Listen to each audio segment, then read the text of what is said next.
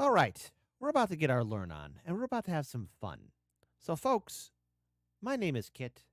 This is Americans Learn, and today's a day we get our learn on about how you would live your life if you were a great white shark.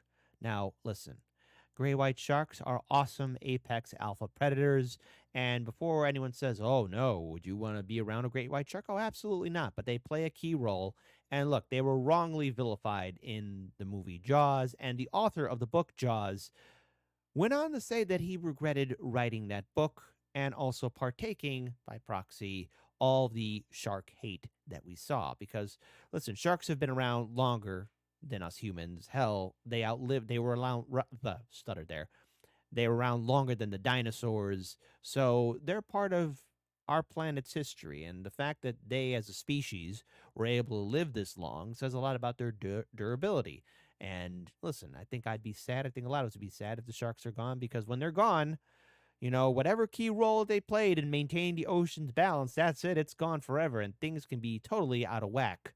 So put some respect to the great white shark. And we're going to find out, thanks to James Toland, about what it means and how you live your life as a great white shark. So let's enjoy this video in a 3, a 2, and an uno. Well, this isn't the ocean.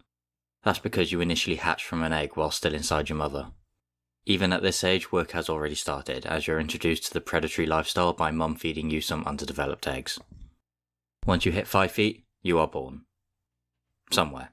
We don't really know where because we've never seen it, but we can narrow it down to the whole ocean, likely at one of these prey-rich hotspots. Along with your 7 siblings, you immediately swim away from mum, who may now only see you as prey. That's not good. Which is probably what happened to this guy. I'm sure that's not a scarring image. You're a Nepo baby, instantly starting life at the top of the food chain, where you can continue your parents' legacy of eating everyone else so you can grow larger and larger. Good. One present mum did I'm loving that. So great white sharks are the Nepo babies. pass on to you is a starter pack of knowledge for you to learn on what to eat and how to kill it.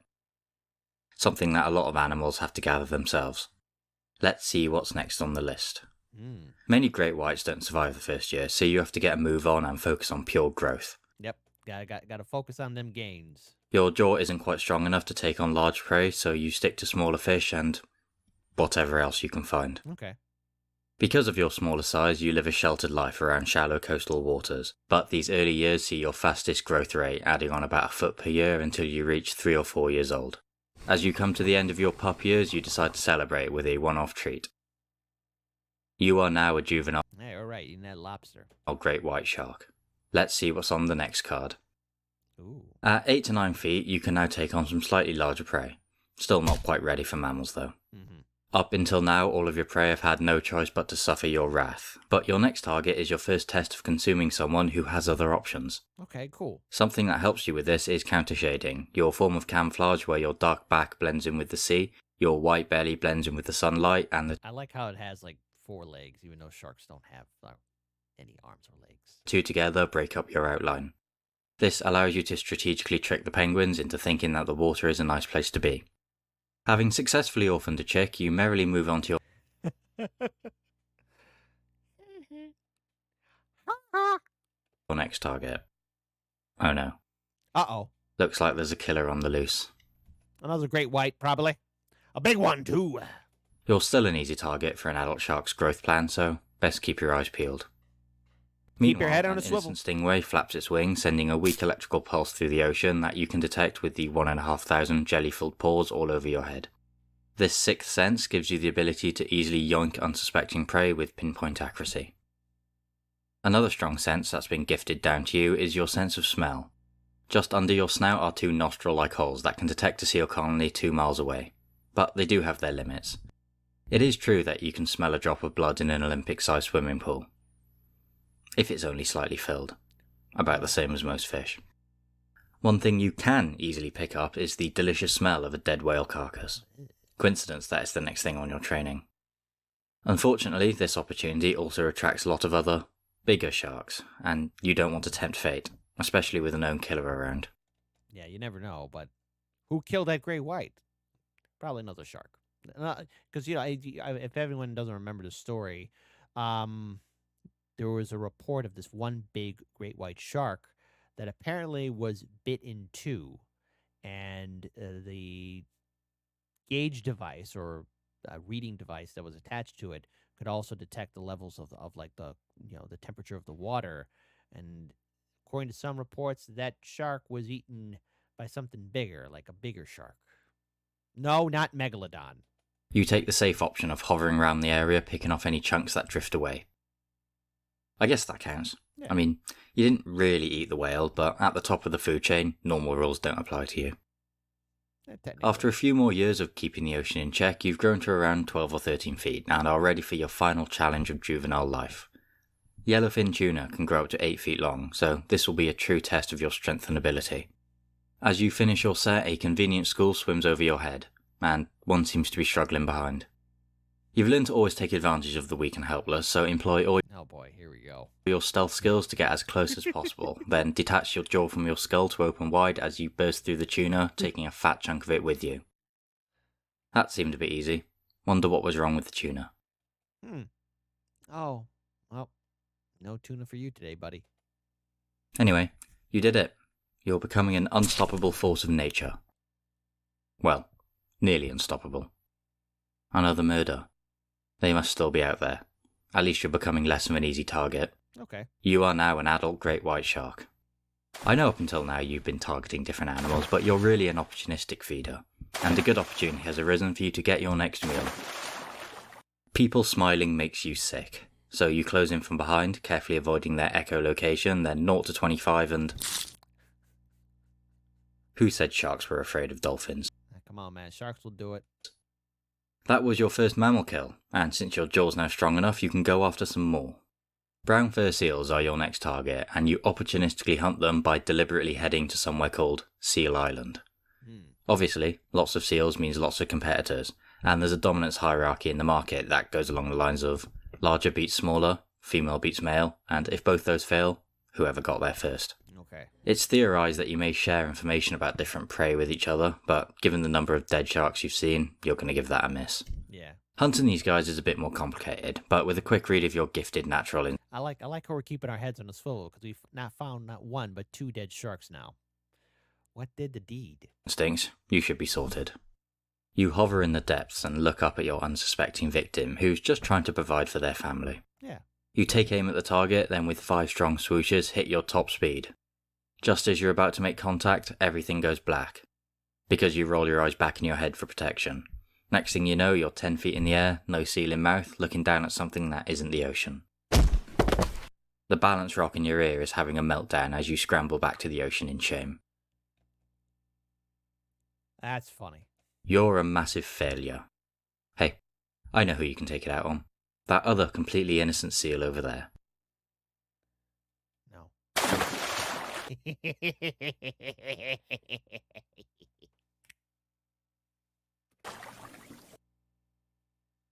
50% success rate. That sounds about right. Good. Not very successful for your teeth, though. Don't worry, that's normal. They're only held in by soft tissue. You have 7 rows of teeth all ready to step up for duty when the front ones fall. As the conveyor belt moves forward, you continually produce new teeth that join at the back row. Cool. Of the 300 teeth in your mouth, only around 50 are actively tearing up families. Speaking of that, it's been a few days, so you're hungry again. You slowly approach a new colony. That looks like a good target. Oh, there's another next to them as well. And another one over there. Wait, there's loads of them, everywhere. And they're all coming right towards you.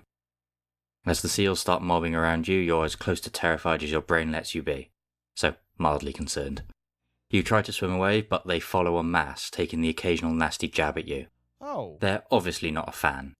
It's not your fault. You can't Yeah, it's not his fault. He's just doing his job. help what you were born into. You're just trying to do your job. And what they don't realise is that you're actually good for them, even though you bring only misery. Without you keeping the populations down, there'd be too many of them and not enough food to go around. Yeah. So they'd die anyway. At least if you kill them, someone gets to benefit. They don't look convinced. You know a lot. And you know what? That's when you throw the Uno reverse card and say, hey, I am a great white shark after all. Cause when you see one. I guess you're not as formidable when everyone comes together. After that reality check, you're faced with another surprise. The seals are probably not capable of this. A shark's 14 feet, about the same size as you. Whoever did this has to be one massive shark, meaning it's not even safe to be an adult here. Time for you to migrate elsewhere. Run! You're known to migrate vast distances using your electroreception to navigate Earth's magnetic field. Some of the usual routes look like this, but I'm making a new one up. Okay, cool. To avoid Yeah, to jump over America. It's not an easy job, but I know some great white sharks that could pull that feat off. the killer, you make sure to swim at different depths, maxing out at over 3,000 feet, relying on the fat and oil stored in your liver for buoyancy and energy. You've arrived. Time to establish yourself. You're fed up with dealing with seals for now, so look at your training for something else. California sea lions. Well, that seems easy enough. Similar setup to the fur seals, just without the spectacle. You locate your target, go to 5th gear, and hit them with possibly the most powerful bite in the animal kingdom. At over 1,000 kilos, the impact alone is probably enough, but you don't give them any chance by dragging them down below. Nice. What's next? Sea otters can be up to 5 feet long, so not the hardest kill. No. But you do have to be really nasty. All right, that's a little funny. It's kind of funny. Right, that's enough training for now. You need to rest for a big trip ahead. A couple problems you have are that you need to keep moving, so oxygenated water flows over your gills, and you don't have eyelids, so typical sleep isn't on the cards. To get around this, you find a strong current, face it head on and open wide. This neat trick means you can slow right down to recover without suffering the same fate as the sea lion. At least, we think. How you sleep is really still a mystery, but this is one theory based on some observations. You've planned out your annual holiday to a nearby feeding paradise called the White Shark Cafe, and by nearby I mean over a month's swim along an actual migration route. Oh. Here you take a break from the usual grind you tuck into a wide variety of nutritious deep-sea fish. A few months later your belly's full and you're sad to be leaving the cafe, but there are exciting days ahead. Your natural instincts tell you to head further north along the California coast. These waters are getting colder, but luckily your family, the mackerel sharks, are part of a very elite group. Most fish are cold-blooded and need to rely on the water temperature to regulate their body temperature, but of the over 33,000 species, you're one of the around 35 that have warm-blooded capabilities. I didn't know they could do... Well, hey, you know what? Hey, nature's a mad scientist. As you swim along, warm blood from your working muscles transfers heat to the cooler blood on its way to your organs, helping you maintain a higher body temperature than the surrounding water. This means you're still as lethal as ever and can generously help manage the population of that elephant seal colony over there. Now, these guys can be quite large, which is why you're here for the pup season. You can take out an adult, but it's a lot easier to take advantage of the ones just getting their start in the world. You could probably just wallop it and swallow it whole, but it's still important to maintain the correct technique to avoid injury and practice for the adults. In this case, you bite their lower body to immobilize, then casually wait it out till they bleed to death. Alright, there you go. Now drag it. Every day's a holiday when you love your job. That's right, it is. And it's good to be a great white shark where nothing and nobody can hurt you. Well, there are some animals that can hurt. Humans, whales, all that good jazz. You're lingering around to get another bite until you notice something on the rock face in the distance. You head on over, and as soon as you can make out what it is, you lose your appetite. They must be following you. Now that you're massive, everyone wants a piece. There's a few more sharks around here. Is it them? Or them? You're not taking any chances. Oh. Well, this guy's only like 8 feet long, so it wouldn't have been them. Whoops. What? You saw it get murdered. Run. At least the part of your brain responsible for feelings isn't very developed, so you couldn't care less. So, the killer's still out there. Time for another made-up migration route. As you're settling into your new home, you get a nice tasty whiff. Now that you're an adult, you should be safe to go over. You take a deep breath. Well, not really, because you're a shark. I guess maybe you open your mouth a bit wider, then go in for your first bite. Okay, so far so good. No one seems interested. You've never been one for chewing, so continue to go back and forth, ripping off chunks you can swallow whole. Until you mistime your bite. Now you're gonna get it. Or not. They don't seem to care at all. Everyone seems to be a lot more civil than your experiences have taught you. And it looks like you've even caught someone's eye. Ooh la la. Wow, time does fly by and you've already hit maturity at around 26 if you're male or 33 if you're female. But another thing we don't know a lot about is mating, because we've never seen it. Although it is thought that whale carcasses could be a popular meeting point. Oh, hey, what brings you here? Oh, the dead whale.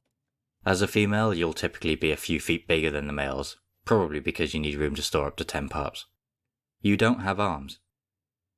So the only way the male can hold on to you is with their jaw. Luckily, your skin is made up of miniature interlocking teeth, making it very rough and durable. This skin, similar to a golf ball, also helps you to be hydrodynamic, so the male can efficiently get lost when he's done. Okay. 12 months down the line, you pass on your wisdom to 7 or 8 new pups, who all immediately leg it from you. Run. Next on your training is sea turtle, so hopefully you'll come across one soon, but right now you've spotted an opportunity for a quick snack. The water's a bit murky and you can't quite make out what it is, so using the pores along your body that detect vibrations, along with all your other overpowered senses, you go in for a taster bite. Whoops, mistaken identity. You're not a fan of human. Too much bone. But for some reason, that massive shell doesn't seem to bother you. This one is very straightforward. Just raw power to break through the shell. Okay. Nice. Well, more turtle soup. You've completed your training. Now there's just one more final boss. But first, what's that over there? You're a very curious species, so decide to get closer and pop your head up for a look. Something known as spy hopping. Nothing of interest. As you're swimming back, you suddenly realise that you're not going anywhere. Okay, this can go two ways.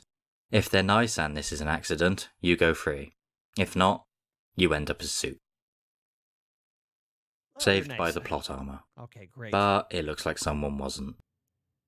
They've got to be like 19 feet long, looking very battle-scarred, and there appears to be some shark remains spilling out its stomach.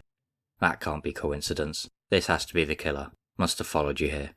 I guess they finally ran out of steam. Right, after that detour, you're now ready for your final challenge. Humpback whale. Juvenile. An adult would be a bit of a push. You decide to swim back towards South Africa until the opportunity arises, then check the instructions. In true final boss fashion, they're double your size, have a ton of health, but don't actually deal that much damage, especially if you avoid their special attack. So you just attack away for half an hour until you eventually win. Nice. You won. Now you can eat to your belly's full. Oh, is that all you can fit? Well, that was a bit pointless then. Anyway, you've finally done it. You've killed everything, ruined lives, all to get to a whopping 20 feet long. You're the most feared predator in the ocean and no one can stand up to you. No one. You prove you're the undisputed ruler of the seas and...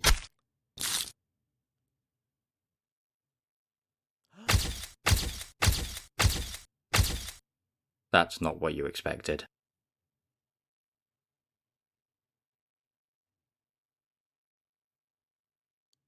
Who? Humans?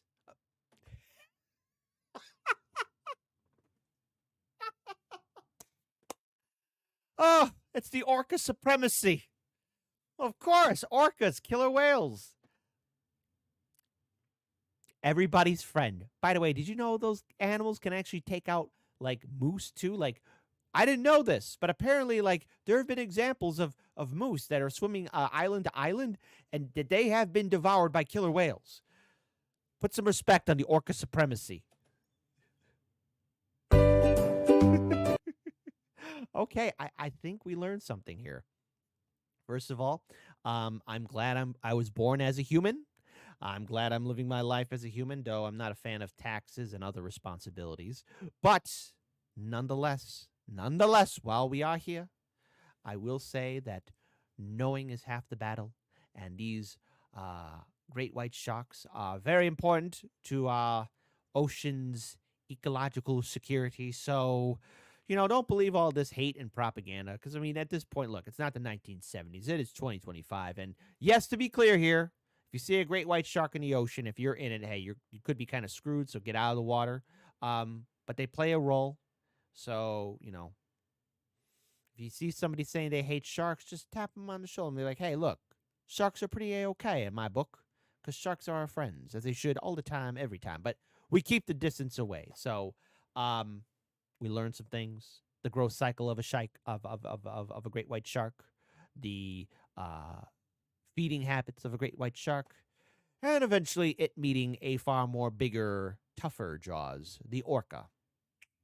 Hashtag Team Orca.